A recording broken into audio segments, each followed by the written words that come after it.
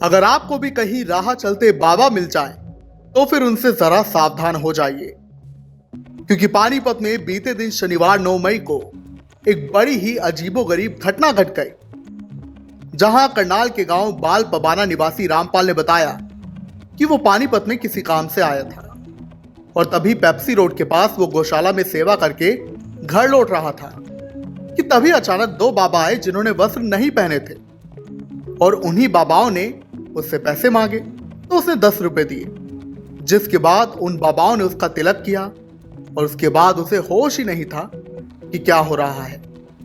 यानी कि यहां पर रामपाल ने आरोप लगाया कि उसका सम्मोहन कर लिया गया और उसने यह आरोप लगाया कि वो जो दो कथित निर्वस्त्र बाबा थे उन्होंने उससे सोने की अंगूठी लूट ली और बाद में फरार हो गए।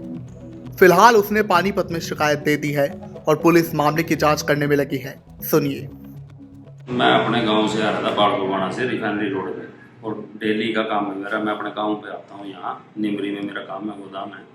तो जैसे ही मैं हर रोज़ की तरह गौशाला में गाय को रोटी देता हूँ, तो मैं रोटी देने के लिए उतरा तब भी वो खड़े थे।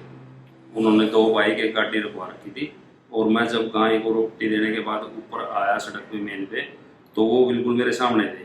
मैं क्रॉसिंग करना लगा तो पीछे से ट्रक आ गया, तो उनके बिल्कुल सामने मेरे को गाड़ी रोकनी पड़ेगी।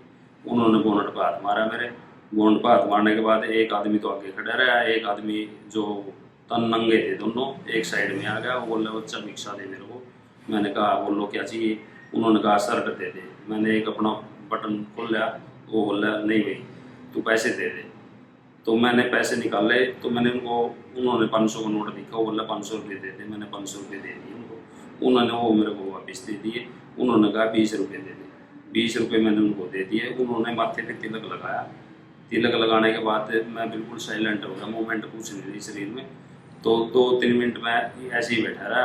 तो मेरा स्टेयरिंग पे हाथ था, उन्होंने गुमटी निकाल ली और 500 रुपये भी निकाल ली वो जेब से, और फिर वो चले गए।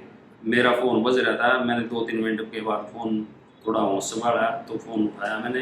तो मैंने उस भाई को बताया, जो अपना भाई था, वो कॉल कर रहा था।